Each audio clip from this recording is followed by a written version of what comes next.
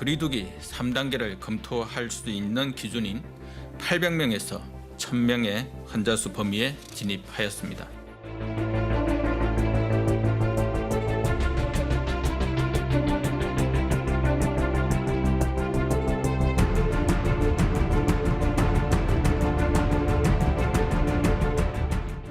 유지가 현재 안 돼요.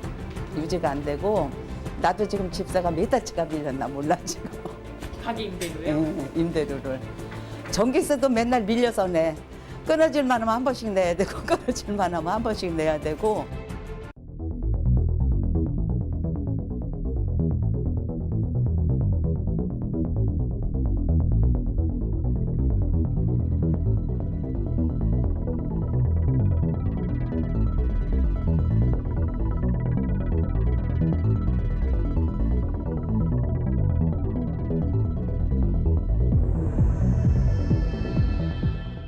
그 적용이라고 보지 않습니다.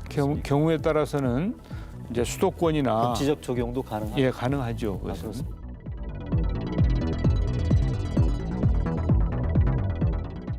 그러니까 원칙적으로는 3단계를 하는 게 맞아요.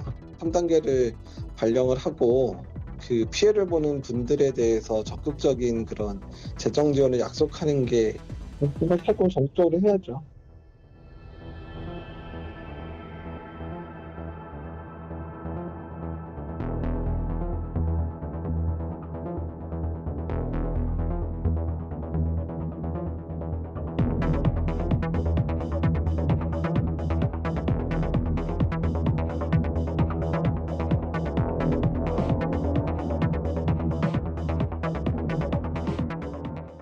한 3단계까지는 그렇게 되면 지금도 이렇게 다 멈춰 있는데 더 힘들어질 것 같아요. 그건 사람 죽으라는 것밖에 안 돼. 2.5단계로 가는 게 상권도 살리고 그다음에 수도권 같은 경우는 좀 그 심각하긴 하지만 그 전주 같은 경우는 아직은 그렇게 많이 확진자가 많이 나오지 않고 있고 현재는 그래서 2.5단계로 해야지 상권도 살고. 처음에 코로나 시작할 때는 이렇게 갈지 몰랐는데 점점 길어지다 보니까 사람들도 지쳐하고 빨리 잡는 게 맞다고 생각해요. 지방만 2.5단계이긴 한데 수도권이 지금 3단계를 올리고 있는데 똑같이 가는 게 맞다고 생각해요.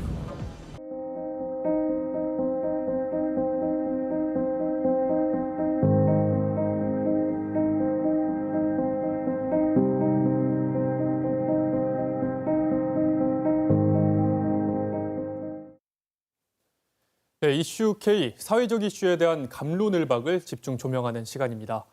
코로나19 3차 대유행을 맞은 지금 정부가 사회적 거리두기 3단계 격상을 검토하다 24일부터 전국적으로 5인 이상 집합금지 행정명령을 내렸는데요. 3단계로 가게 되면 경제적 피해가 막다기 때문인데 하지만 전문가들은 전국적으로 3단계 격상을 빨리 해야 한다.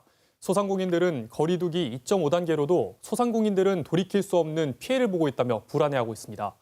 오늘 김재연 전라북도 의사회 정책이사 그리고 두완정 중소기업중앙회 전북회장과 함께 어떤 방향으로 가야 할지 진단해 보겠습니다. 두 분 어서 오시죠. 안녕하세요. 예, 안녕하세요. 네, 먼저 정부가 3단계 격상을 논의하다가 5인 이상 집합 금지로 입장을 바꿨습니다. 이 부분에 대해서 두 분이 어떻게 생각하시는지 듣고 싶은데요. 먼저 김재연 이사님. 현재 단계에서 2.5단계를 시행한 지가 지금 한 12일부터 한 2주 정도 경과가 됐거든요.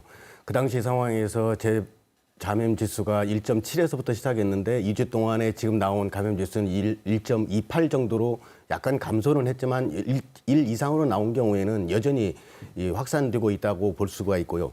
그런 상태에서는 그 3단계의 현재 충족 조건인 일주일에 800명에서 1000명 정도 나오고 고령자들이 계속 많이 발생을 하고 의료 병상에 대한 문제가 발생하고 여러 가지 문제로 보면 현 상황은 3단계로 격상해야 하는 것이 이미 시행이 됐어야 함에도 불구하고 시행하지 않은 잘못이 있다고 볼 수 있습니다. 네네. 두한정 회장님은 어떻게 생각하십니까? 예, 연초부터 시작된 그 코로나19로 인해서 우리 시민도 마찬가지지만 소상공인들은 지칠 대로 지금 지쳐 있는 상태라고 봐야 될 것 같습니다. 네네. 예, 그래서 밖에 나가 보면은 전통시장이랄지 또는 그 한옥마을 같은 데 있지 않습니까? 그리고 네. 상점가 그런 데를 보면은 개점은 했으나 휴업 상태라고 봐야 될 것 같습니다. 네네. 스키장과 해맞이 명소 운영 금지와 이 5인 이상 집합 금지 정도로 이 코로나19 확산을 방지하는데 효과가 있을지 이 부분에 대해서 의견도 분분한데요. 또 방역 효과와 경제 영향 등을 고려해서 전국을 동시에 3단계로 가야 한다. 아니다. 지역별로 단계를 달리해야 한다. 이런 의견이 분분하거든요. 이 부분은 어떻게 생각하십니까? 그거에 대한 최근에 나온 그 발표가 한국 물리학회 학술대에서 발표된 사례가 하나를 예를 말씀드리도록 하겠습니다. 네네. 근데 그 부분을 보면 이미 감염된 환자 수가 전 국민에서 0.5%로 가정했을 때 누적 확진자 수가 그대로 증가하지 않았는데 8% 정도 이렇게 증가가 했을 때에는 거리두기 자체가 아무런 의미가 없었다는 그 결과가 나온 것입니다. 네. 이것이 정부의 사회적 거리두기의 격상이 늦었음을 입증하는 명확한 증거라고 볼 수 있습니다.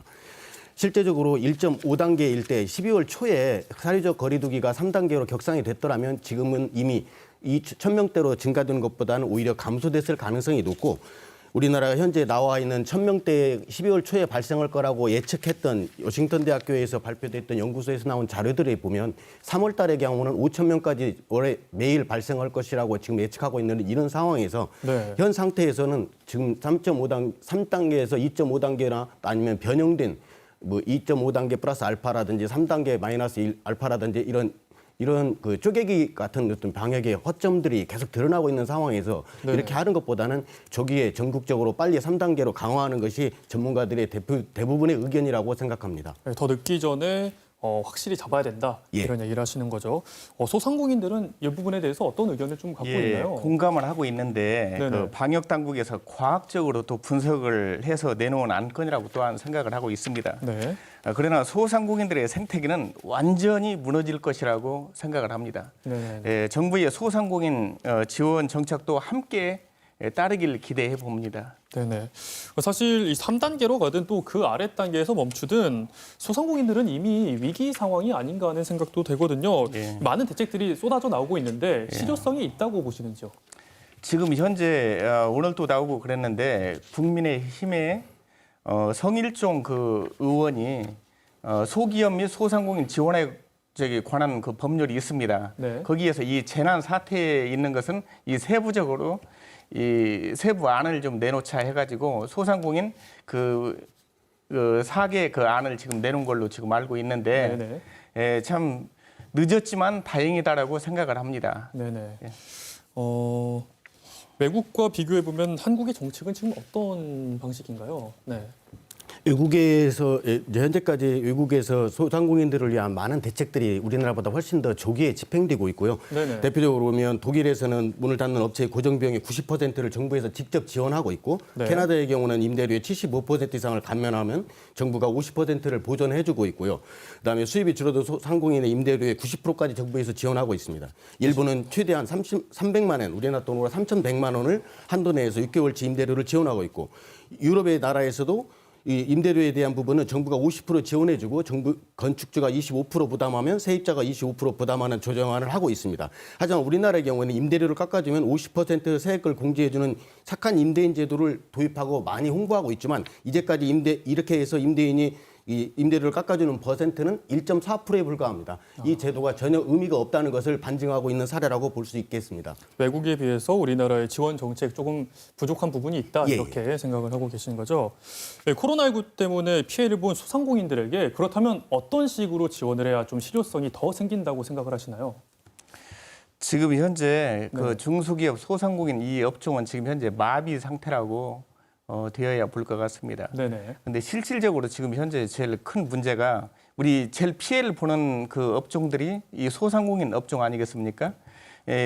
소상공인 업종인데 연일 지금 매스컴에서 나오다시피 그 임대료 있지 않습니까? 임대료와 또한 공과금 그리고 뭐 또 우리가 또 사업을 하다 보면은 또 부채도 있을 게 아닙니까? 네, 그렇죠. 예, 그래서 부채 상환 유예 그리고 이자 상환 유예 등 여러 가지 이 각 업종별로 그 수백 개, 수천 개 되는 우리 소상공인들의 업종들의 그 의견을 들어서 거기에서 맞는 그런 지원 정책이 필요하다고 생각합니다. 네네.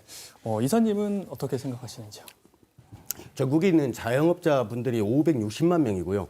일가구당 가족이 3명으로 계산한다면 1,600만 명이 이 코로나 불황에 현재 실험하고 있습니다.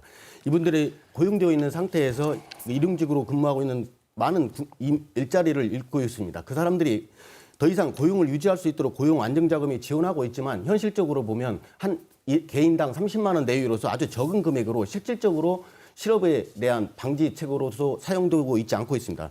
또한 최근에 들어서 임대료 멈춤법이라는 법을 발의한 국회의원들이 5명 정도 되는데 이동주 의원 같은 경우는 이 부분이나 이런 분들은 임대인에게 모든 집합금지 업종의 경우 100% 안 낼 수 있도록 하는 임대인에게 모든 것을 떠맡기는 이런 식의 법을 입법하고 있습니다.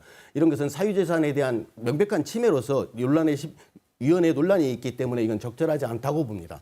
네. 집합금지 명령으로 중단된 소상공인 업종에 대해서는 임대료 강제 감면을 통한 임대인 전가 방식은 바람직하지 않고 실제적으로는 정부가 과다한 결단을 통해서 전기세라든지 모든 공과금을 다 면제하고 또 다른 자녀 돌봄이라든지 그런 근로자에게만 지켜지고 있던 가족 돌봄을 소상공인까지 확대를 해야 하는 것이 마땅합니다.